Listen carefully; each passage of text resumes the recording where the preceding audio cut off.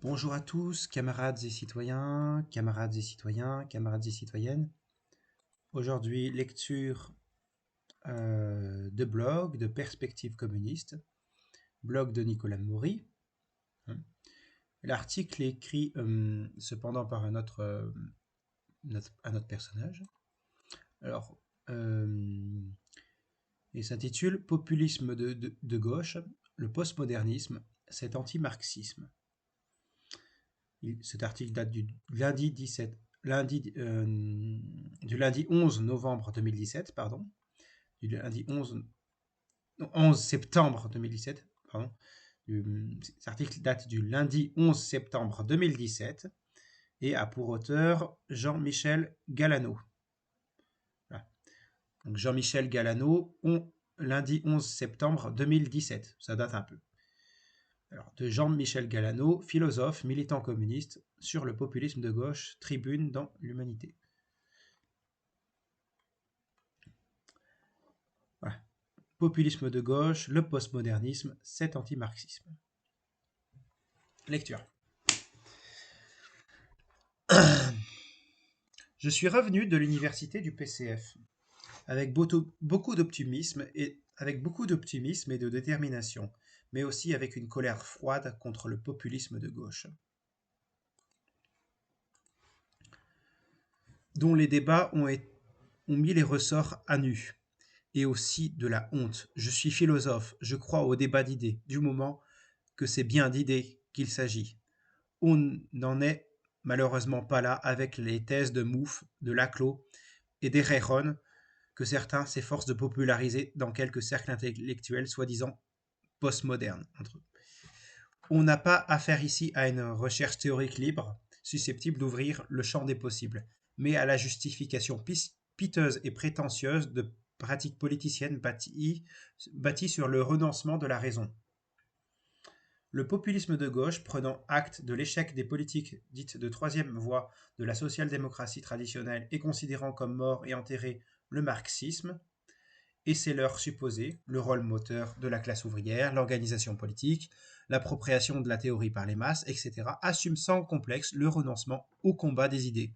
Il subordonne tout à la libération sur les réseaux sociaux et dans les médias d'une parole vindicative, prompte aux oppositions binaires, aux coups médiatiques et à une soi-disant guerre de position où le contenu n'importe absolument pas, où seul compte la forme et l'image. Il paraît que c'est efficace. Mais pour qui? Et selon quels critères d'efficacité? Le peuple, qu'il s'agit de créer, mais en fait de manipuler, c'est celui dont Gustave Le Bon faisait déjà la théorie en 1895, celui de la théorie des foules, des instincts basiques antérieurs à toute élaboration rationnelle. La qualité des slogans ne devrait être évaluée qu'à l'aune de leur capacité mobilisatrice. Mais au service de quoi? De qui?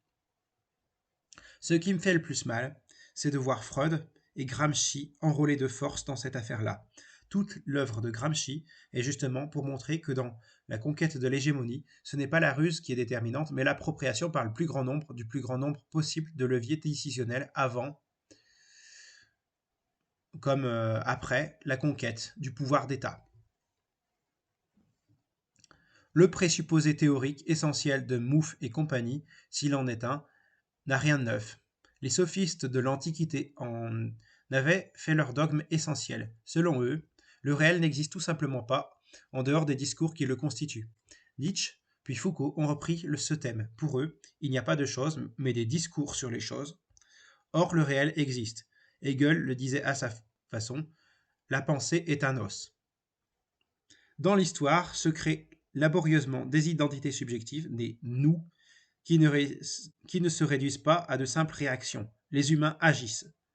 Et on ne paie pas longtemps impunément des mots ou impunément de mots ou de spectacles. Le populisme de gauche n'est qu'une justification démagogique de la démagogie elle-même, un pillage indécent de la théorie par quelques intellectuels verbeux ou démissionnaires. Au service de qui? Certainement pas du peuple, en tout cas. Jean-Michel Galano, philosophe, militant communiste. Bon, qu'est-ce qu'on peut dire de cet article? Eh ben, en fait, voilà, ce qu'on appelle postmodernisme, intersectionnalité, sont des dogmes de la social-démocratie. La social-démocratie, c'est la gauche Terra Nova, c'est ce genre de choses. Comment dire, la social-démocratie ne peut plus se prétendre comme. Ne se prétend plus comme. Ne plus vraiment. La social-démocratie a besoin de se trouver une radicalité.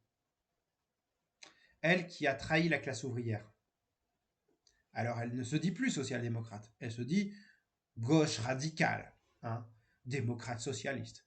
Mais pour éviter le sérieux des débats, on passe par les identités subjectives, par des sujets sociétaux ridicules, par les oppositions entre un tel et un tel, par les petites phrases, par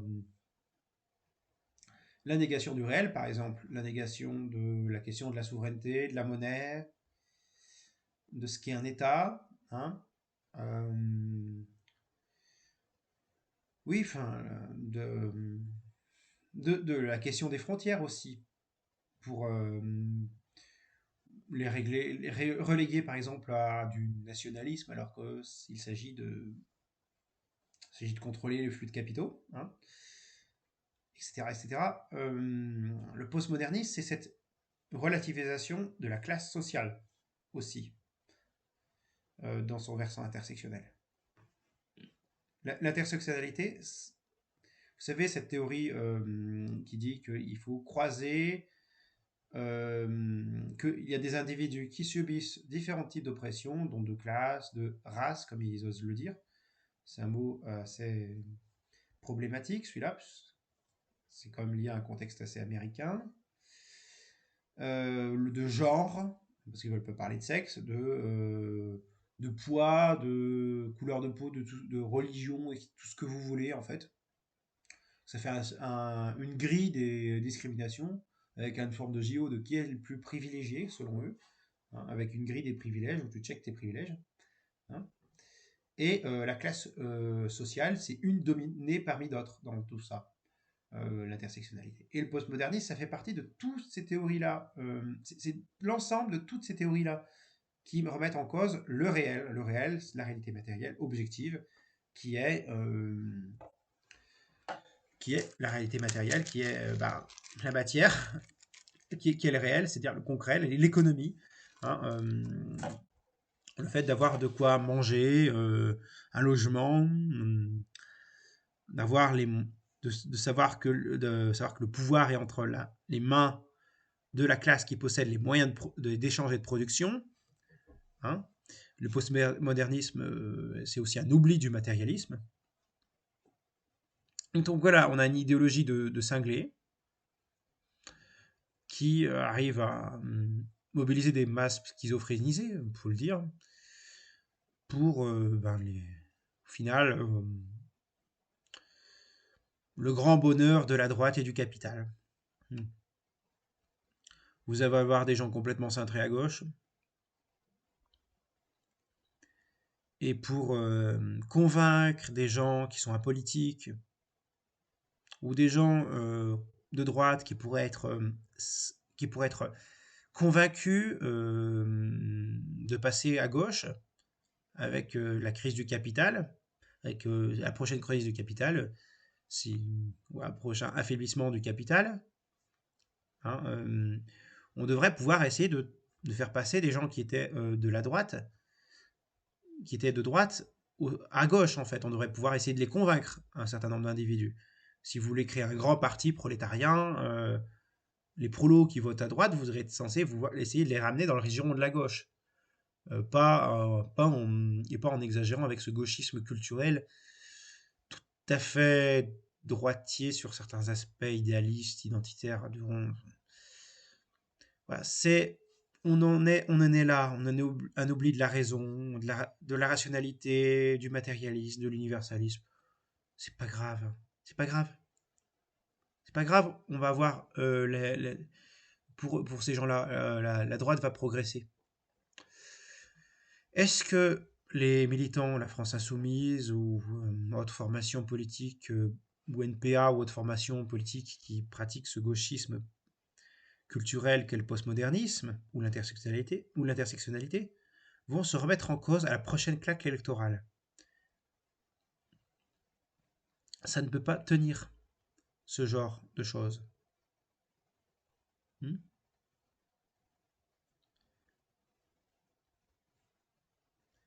Bon. Ernest Laclos, Chantal Mouffe, j'ai limite envie de dire, ou alors je le dis, au goulag. Je n'aime pas les social traîtres. Hein. Moi, si vous voulez, je suis dans une optique marxiste hétérodoxe par rapport à la critique du parti unique chez certains ML, du dépérissement de l'État, du déterminisme historique un peu bourrin. Hein.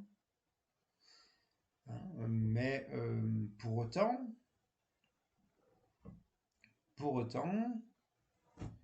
le post-marxisme qui est dans sa relativisation de la lutte de classe, je ne supporte pas ça. Hein. Moi qui suis un marxiste républicain, si vous voulez, un communiste républicain, que certains je pourrais dire jacobino-marxiste, eh bien, la République unie indivisible, etc., etc., la question de la souveraineté passe par là. Dans voilà, la superstructure et l'infrastructure, on a quand même besoin d'un État socialiste pour avancer. Contrairement à ce que pensent les gauchistes. Eh bien, moi qui suis dans une vision communiste républicaine, peut-être que je serais, d'un point de vue marxiste-léniniste, un peu révisionniste. Je n'arrive pas à supporter ces marxistes hétérodoxes que sont les post-marxistes précisément, parce que sur le plan économique et social, ils s'en foutent du marxisme. Ce n'est qu'un slogan pour eux. Pour eux, ce n'est qu'un slogan, les questions économiques et sociales, c'est des petits bourgeois. Hein. Ils s'en foutent de la lutte des classes. Ils s'en foutent de la collectivisation des grands moyens de production et d'échange, de l'édification du socialisme, etc., etc., etc. Ils s'en foutent. Hein. Ils s'en foutent de la dictature du prolétariat, parce qu'ils veulent soit la dictature de la petite bourgeoisie, soit la dictature du lumpen prolétariat comme valet de la bourgeoisie. Parce qu'il est toujours valet de la bourgeoisie, le lumpen. N'accède pas à la conscience de classe. Le lumpen prolétariat, ce n'est pas tellement en soi une classe que des individus déclassés par leur manque de conscience. Comment dire, c'est que les marginaux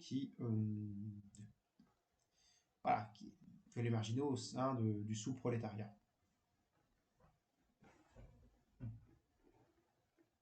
C'est un concept assez complexe à aborder que celui que le prolétariat, mais bon, passons. Eh bien, quoique sur le populisme de gauche, ça passe petite bourgeoisie, prolétariat et quand même une certaine sainte alliance de la petite bourgeoisie et du prolétariat qui se fait contre les ouvriers, alors que ces derniers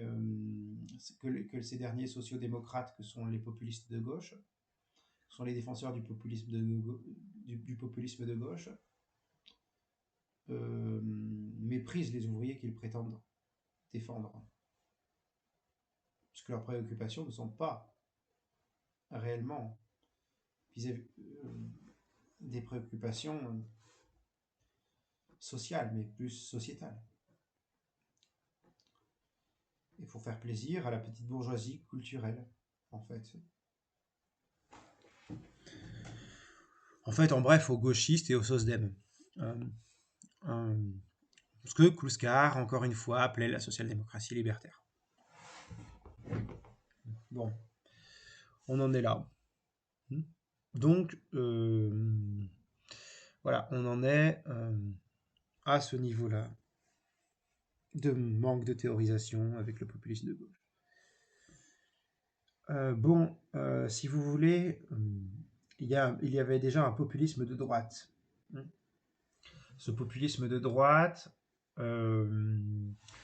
était du genre inverse, c'est-à-dire le peuple, c'est la majorité des Français dans une vision nationale conservatiste. C'était une démagogie de droite, hein, opposant les Français aux étrangers, en disant que les Français étaient majoritaires par rapport aux étrangers et qu'il y avait une menace, qui était un peu une forme de moyen de détourner l'attention des classes populaires vis-à-vis de la bourgeoisie.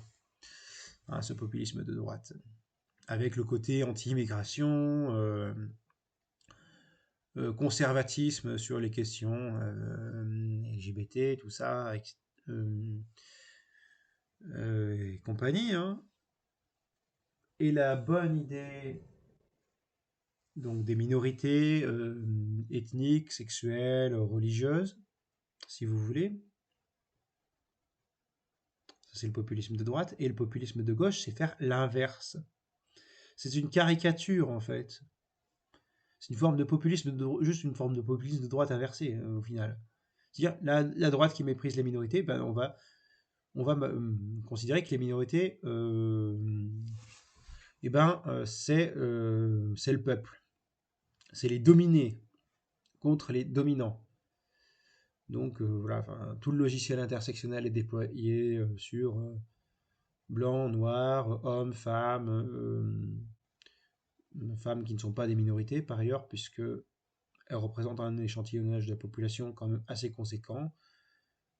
Voilà, on peut dire que c'est quand même la moitié de l'humanité, l'autre moitié étant les hommes. Bon, après, je ne peux pas faire de données en temps réel et le nombre exact d'hommes et de femmes à la louche. Bon, je pars du principe qu'il y a à peu près une donnée,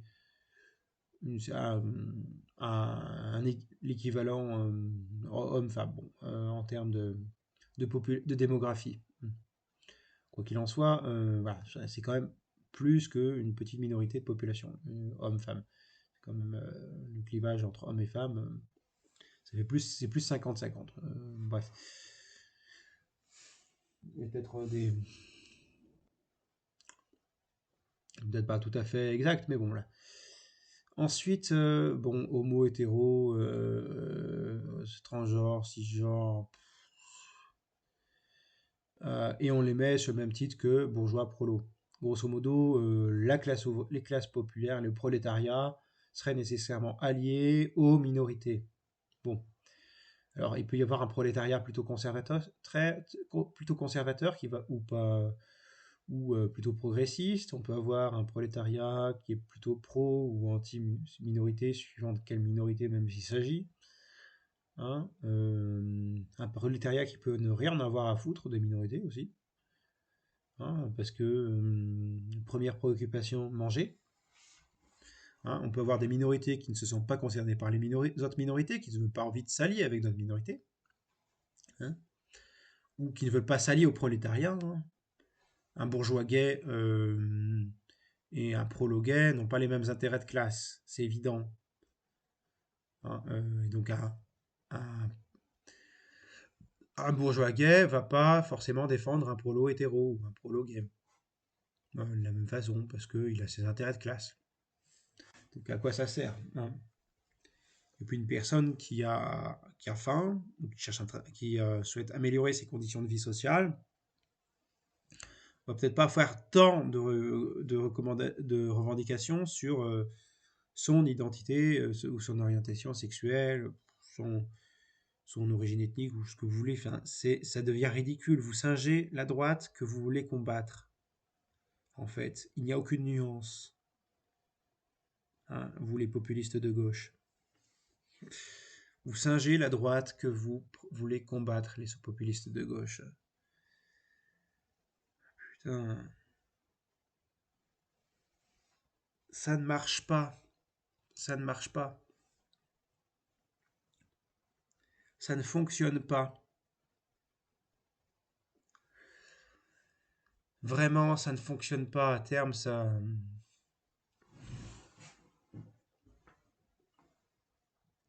Le populisme de gauche, ça ne fonctionne pas et ça ne fonctionnera jamais. Oui, c'est peut-être en lien avec l'échec de l'ouvriérisme et de la désindustrialisation.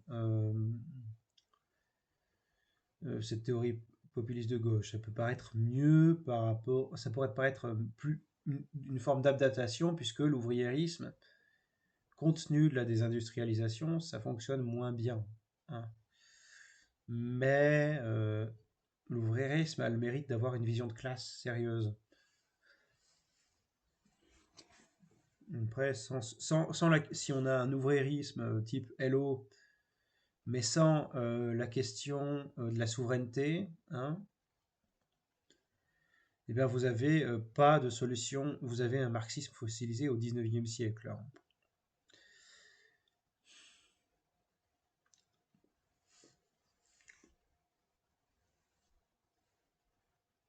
Pas possible. On en revient à aussi avec ce postmodernisme à tous les abondants, électoralistes de Merluchon, hein, que, par exemple sur la laïcité, sur, euh, sur le Frexit. Et le truc, c'est que même les partis qui se veulent révolutionnaires, ça les influence nécessairement, hein, ce genre de truc. Voilà. Voilà, voilà. Sur le populisme de gauche, c'est une aberration. Donc, notre cher Jean-Michel Galano, notre cher camarade, je lui adresse tous mes voeux de courage et de pour dans ce combat de classe à mener, de ce combat qu'est la lutte des classes, parce que ça va pas être facile aujourd'hui. Étant donné l'état piteux de la gauche dans lequel la gauche se trouve, ça va pas être facile. Donc j'adresse au camarade Jean-Michel Galano mes respects et mon admiration pour son courage et sa détermination. Je vous souhaite bonne chance et je nous souhaite bonne chance à tous. En attendant, camarades et citoyens, camarades et citoyennes, prenez soin de vous. Raison, égalité, camarades, nous vaincrons.